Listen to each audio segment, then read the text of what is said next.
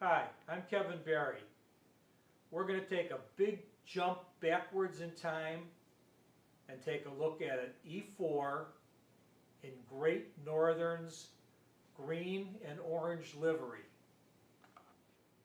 And I'm Herb Coach, and we're with the Chicagoland Lionel Railroad Club. You know, Kevin, looking at this poster, it just feels so nice looking at that, wanting to ride through the mountains over to Glacier National Park and Seattle. What a nice trip that would be. Yeah, and you could look out the windows and you'd see those beautiful old cars on the road. 56 Buick Roadmasters.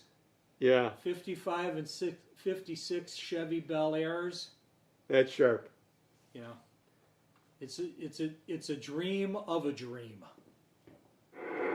Yeah, Kevin, this is a big engine. You know, one thing you realize is how, you know, it's got the 3 trucks and they're spaced out quite a bit. What I like about this engine too is that the doors open, so your engineer and maintenance people have an easy chance to get in and out of them. And these square windows are nice. You can see the detail with the horns, and then with the smoke units and the ventilation, and all the way back to the steam unit, and then the power controls right there. Up in the front, the screen unit, yeah, actually allows any heat that might build up inside the engine. Oh, the engine compartment to vent. there? Yeah. It's really nice. And the problem with a guy like me is you give me swinging doors, and if I'm not running the engine, I'll find a figure to be half in, half out of that door.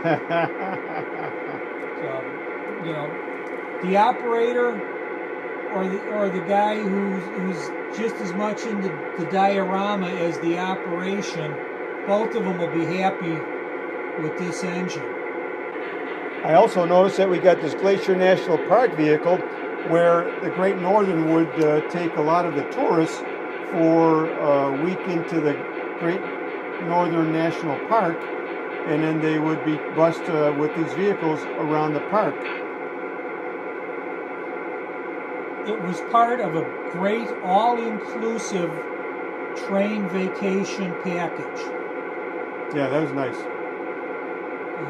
That particular Ford tour bus has the Glacier National logo on both sides. And they showed the retractable canvas roof on the vehicle as well. That's when nice. The weather was nice, you know, you had, and then you could see the mountains too. Yes, you could. Everybody could see the mountains. I'd like to show you where the run program and smoke no smoke switch is. If you go to the back of the engine, right where the steam generator is, and pop the hatch there, you can see right where the run program and smoke no smoke. The new Legacies with the controls available from the roof are so much easier to work with than the other ones where you had to flip it over, flip everything over.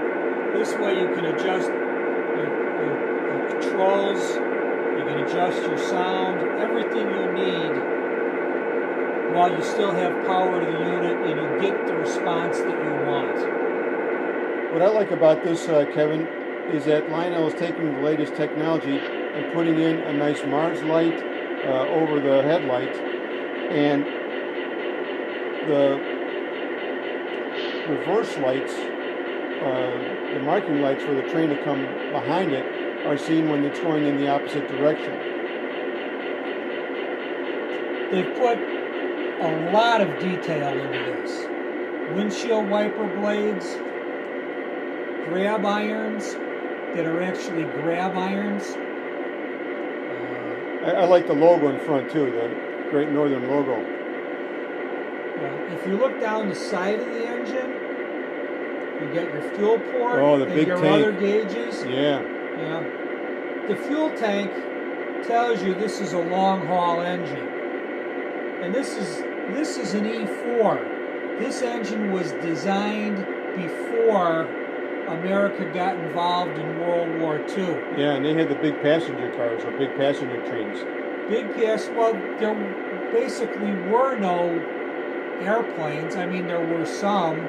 But it wasn't feasible.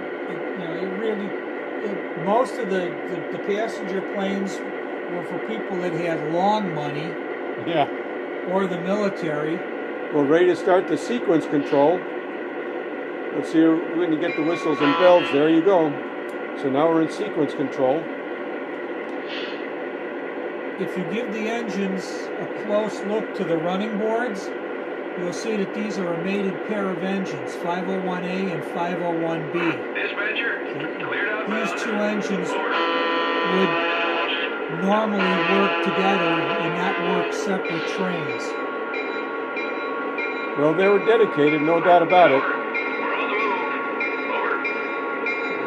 Acknowledged. Keep rolling. Both of the engines, and I'm going to show it here on the B, both of these engines have nicely detailed builder's plates on them. Another of the great details that Lionel added. If you follow down the engine, there's actually baffles between the engines, Dispatcher, so train is that moving. if the engineer had to move from one engine to the other to check on something, he wouldn't have to fight the wind or the rain.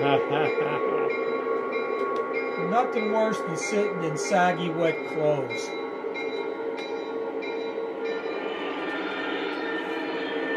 Tower, how's the track look? Am I clear? Over. Yep, clear ahead. Over. Roger that. Making good time. Out.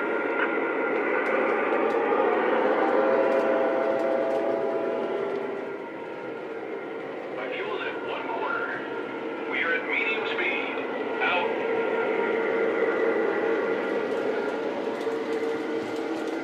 Those are nice passenger cars. Yeah, as the train comes sweeping by, you can see the people in the Superdomes sitting at the table, having a small libation. Tower, arrived and in position. Over. Roger that. Out. Sounds like we need some fuel. In both engines.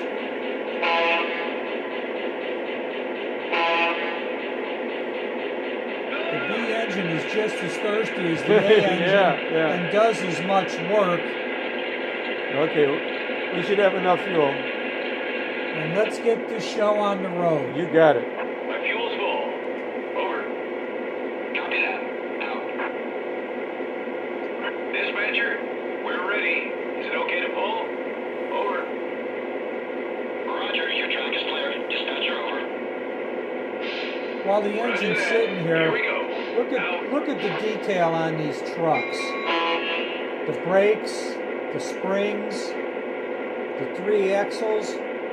And I like how they painted it silver. It's definitely all passenger service livery. Yeah. Dispatcher, train is rolling. Over. Roger that. Okay, running. Out. We are at medium speed. My fuel's full. Out. We are at slow speed. Out. Dispatcher, all clear inbound. Pulling in now. Over. Roger that. Out.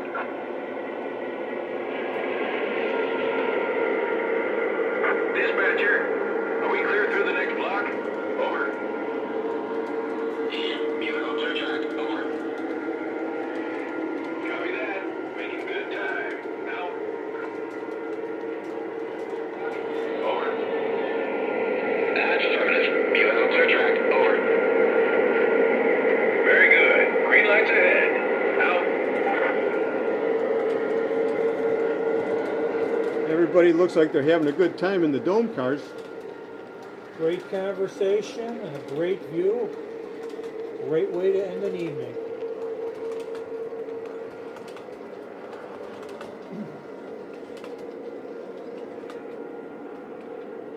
Another day at the Great Northern.